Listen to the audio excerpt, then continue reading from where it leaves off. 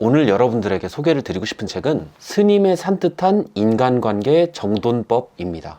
저는 사실 이 책 제목을 보고 이런 생각을 했어요. 야, 이게 스님이 이거 인간관계를 정리할 게 있나? 아니, 스님이 뭐 인간관계 스트레스 받을 게 뭐가 있지? 그 생각에 이 책을 딱 집게 된 거예요. 근데 이 책을 읽다 보니까 이런 걸 알게 됐습니다. 사람들이 보통 스트레스를 가장 많이 받는 원인이 이제 인간관계 때문에 얻는 스트레스잖아요. 스트레스를 얻으면 어떻게 풀까요? 생각해보니까 굉장히 많은 사람들이 절을 간다는 사실을 깨달았습니다. 절에 가서 이제 주지 스님하고 대화를 하는 거죠. 이런 고민이 있다. 그런 생각을 하고 나니까 이게 웬만한 스님들은 심리 상담사보다 훨씬 많은 사람들의 고민을 듣겠구나. 그리고 스님들 시간이 많잖아요. 그러니까 그 고민들에 대해서 해결 방법을 찾기 위해 굉장히 많은 시간을 쓰겠구나, 이런 생각이 들더라고요. 불가에 귀의하신 스님들의 주 관심 분야, 연구 분야가 또 이 마음의 평온함이지 않습니까? 그러니까 이분들은 웬만한 전문가보다 낫겠구나, 이 생각이 딱 들더라고요. 그래서 이 책을 지은 저자는 이제 스님입니다. 스님. 인간의 이 번뇌를 해결하기 위해서 많은 고민을 하시고 이제 책을 쓰신 것 같아요. 이 책에는 그래서 이제 사람들, 그러니까 시주들이 하고 있는 이 다양한 고민들에 대해서 나름대로 이제 해결 방법을 이제 제시를 해주는데, 크게 이제 사람 그리고 상황, 이렇게 이제 두 분류로 나눠가지고 제가 좀 말씀을 드릴게요. 일단 사람과 사이의 이제 관계에 관한 이런 조언들에 대해서는 좀 재밌는 게 이런 게 있었어요. 내가 어떤 사람하고 좋은 인간관계를 형성하기 위해 가장 좋은 방법이 뭐냐면 간식거리를 상대와 나누는 거라고 합니다. 맛있는 걸 먹으면서 얘기를 할 때 빠르게 친분을 쌓을 수 있다는 거죠. 그래서 생각을 해보니까 그래, 이사를 하는 사람들이 옆집에 이제 떡을 돌리는 게 그런 이유 때문이구나 하는 생각이 딱 들더라고요. 일단은 맛있는 걸 받으면은 이 사람에 대한 호감이 확 올라가는 거죠. 그래서 만약에 여러분이 좋아하는 이성이 있다거나 아니면 친해지고 싶은 사람이 있으면 일단은 이제 맛있는 거를 이제 갖다 주는 겁니다. 초콜릿을 준다던가 아니면 좀 달콤한 것들, 그러면은 빨리 친해질 수 있는 계기가 될 수 있다는 거죠. 다른 내용들 중에서 기억에 남는 건 이런 게 있어요. 만약에 나를 굉장히 싫어하는 사람이 나한테 계속 시비를 건다. 그럴 때는 어떻게 해야 되느냐? 이 스님이 이제 답변을 주기로는 시비를 거는 사람은 그냥 두랍니다.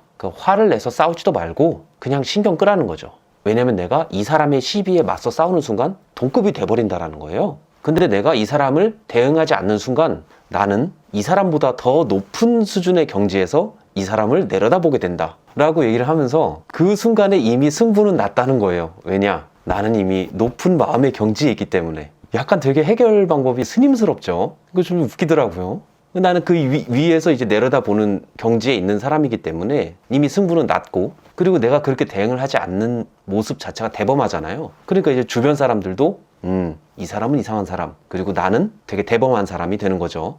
이런 인간관계 트러블과 관련해 가지고 우리가 회사 생활을 할 때도 주변 동료들이 되게 마음에 안 드는 동료들이 있는 경우 있잖아요. 야, 저 사람은 진짜 너무 아니다 싶은 그런 사람들 있잖아요. 그런 사람들을 대하는 방법은 그냥 철저히 사무적으로만 대해야 해요. 이렇게 막 얽히고 막 그러지 말고 철저히 사무적으로만 대하고, 진짜 이 사람이 너무 인간으로서 못났다 라고 생각이 들면 이 사람을 반면교사로 삼으라는 거죠. 야, 어떻게 인생 저렇게 살지? 나는 저렇게 살지 말아야지 라고 이제 생각하라는 거죠. 그래서 정말 쓰레기면 쓰레기일수록 더 좋은 반면교사로 삼을 수 있다 라고 얘기를 합니다.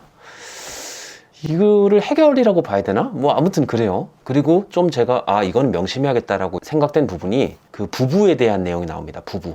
흔히 이제 부부는 일심동체라고 하잖아요. 근데 일심동체가 절대 아니라는 거예요. 절대 같을 수가 없죠. 상식적으로 생각을 해도. 그래서 부부는 일심동체가 아니라 2인 3각으로 봐야 된다는 거예요. 2인 3각. 한쪽 발은 같이 쓰지만 나머지는 다 각자 따로 쓰는. 그래서 서로 다른 거를 당연하다라고 인식을 하고 받아들여야 된다는 거죠. 그럴 때 이제 뭐 다툼이나 뭐 트러블들이 많이 없을 거다라고 얘기를 합니다.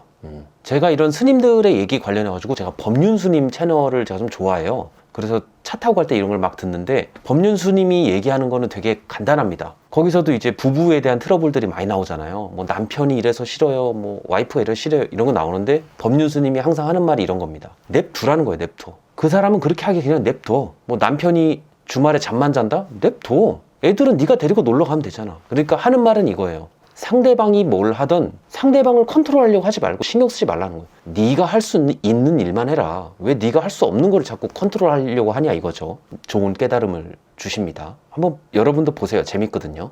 자, 그럼 상황 파트를 이제 말씀드릴게요. 상황 파트에서 제가 좀 와닿았던 부분은 행동에 대한 내용이 있습니다. 우리가 이제 뭔가를 하려고 할 때 계획을 세우고 거기에 따라서 행동하려고 하잖아요. 그러다가 이제 못하는 경우가 있다 이거죠. 그래서 일단 해라. 일단 무조건 행동하면 계획이 생긴다는 거예요. 장애물들이 있으니까. 그래서 순서를 정하고 움직이는 게 아니라 일단 움직이고 나면 거기에 맞는 좋은 순서들이 생긴다는 거예요. 그러니까 일단 움직여라. 그리고 내가 움직일 때 이제 외적인 요인, 예상치 못했던 요인에 의해서 나의 계획이 완전히 틀어지는 경우 있잖아요. 그런 경우에 이제 스님들이 하는 생각은 이런 겁니다. 야, 안 되는 일은 그냥 안 되는 거야. 거기에 하염없이 내가 사로잡혀가지고 스트레스 받을 필요가 없다. 세상에는 안 되는 일이 널리고 널렸으니까 마음을 정돈하고 네가 할 수 있는 일만 해라 라고 이제 가르침을 내려주셨어요. 그리고 시간을 컨트롤하는 거에 대해서 아무리 바쁜 가운데에도 한가로운 시간이 있다는 거예요. 그렇기 때문에 여러분들이 좀 쉬고 싶을 때 여가 시간을 만들 수 있다. 그거는 다 너의 선택에 달렸다 라고 얘기를 합니다.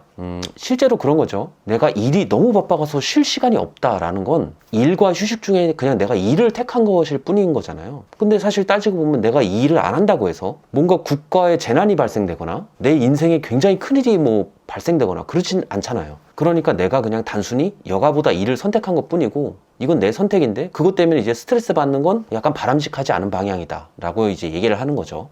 이 책을 읽고 나니까 가끔은 이 스님들의 이제 사고방식과 이제 행동방식을 좀 따라해보는 건 어떨까 하는 생각이 들더라고요. 내가 뭔가 고민이 딱 생겼을 때, 내가 만약에 스님이라면은 이 상황에서 어떻게 생각을 할까? 이런 식으로 한번 가정을 해보는 것도 좋을 것 같다는 생각이 듭니다. 바로 우리의 마음의 평온함을 찾기 위해서 말이죠. 그래서 스님의 생각이 궁금하신 분들은 한번 읽어보셔도 괜찮을 것 같아요.